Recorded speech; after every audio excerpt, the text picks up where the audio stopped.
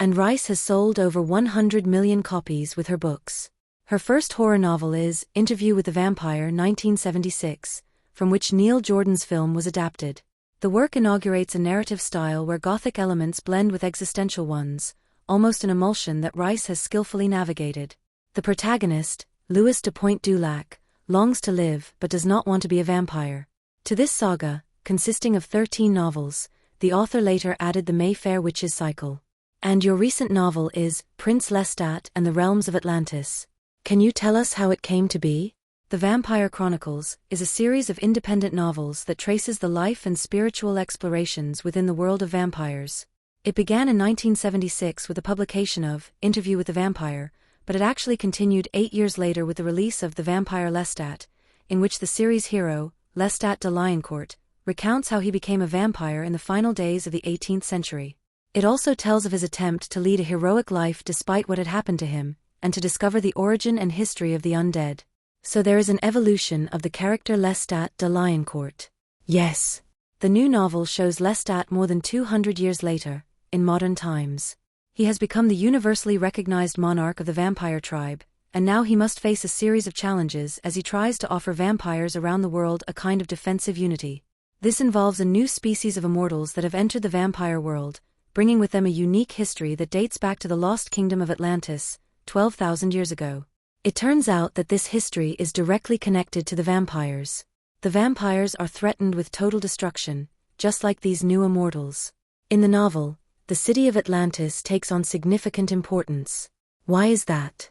I have always been obsessed with the legend of the lost kingdom of Atlantis, as told by Plato, and I wanted to write a true story about Atlantis and the kind of kingdom it could have been.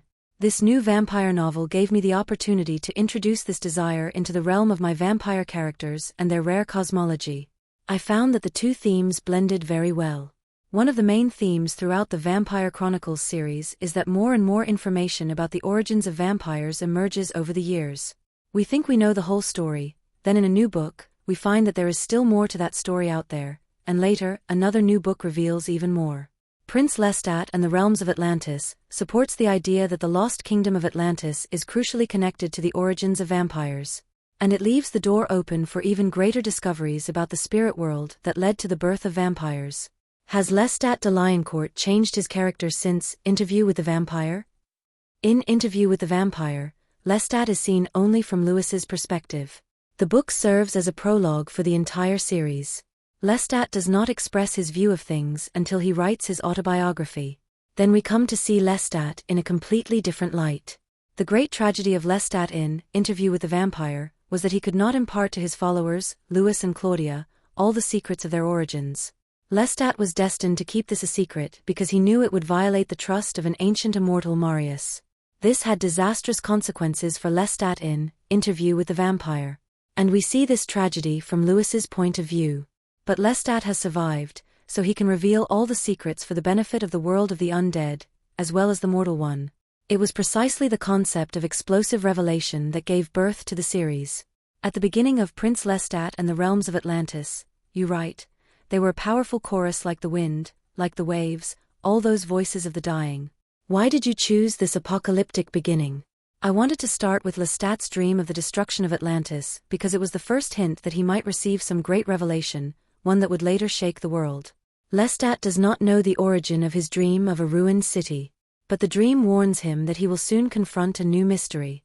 The pain and suffering associated with the destruction of the city sinking into the sea is palpable in his dream. It is terrible. It is a highly evocative technique. Yes, I used this technique for the first time in The Queen of the Damned, where vampires from all over the world begin to have visions of two red-haired twins in ancient times. They do not understand the meaning of these visions until the end of the novel. Then Lestat, in my new novel, learns the significance of the vision of the city that is falling apart.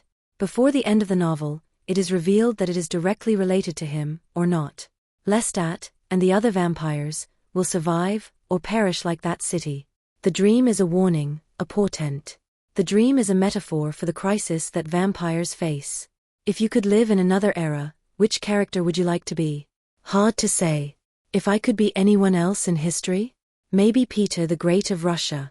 Do you have any particular hobbies? I live a simple and pleasant hermit life. As for food, Suffering from diabetes, I have to adhere to a strict pattern in eating and sleeping, and I have to deal with fatigue myself. So I am very sleepy, and I try to work in the late morning and afternoon, although when a novel is progressing quickly I can work in the evening as well. Work at home then.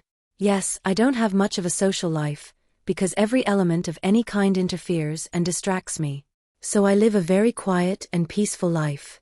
I have a small office and a small bedroom on the second floor of my house, and I spend whole days here without ever going downstairs.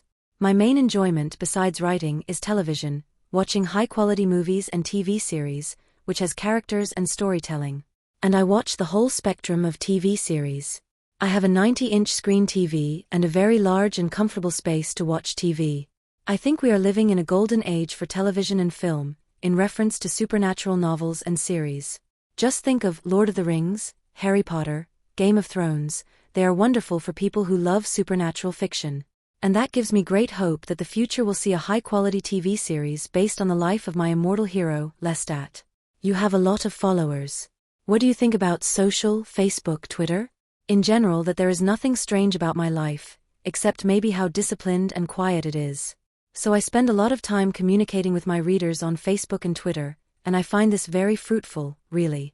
I can ask my readers questions anytime and get enlightening answers in a wonderful way. I can discuss current events with them. I can discuss movies and TV series, novels, the music I love. It is a charming resource for me. I don't know why authors are not active with their own active Facebook communities. I learn something from my Facebook page people every single day. In January 2023, Anne Rice's Mayfair Witches TV series based on the lives of the Mayfair Witches trilogy, and starring Alexandra Daddario, is released. And left us in December 2021, about 4 years after this interview.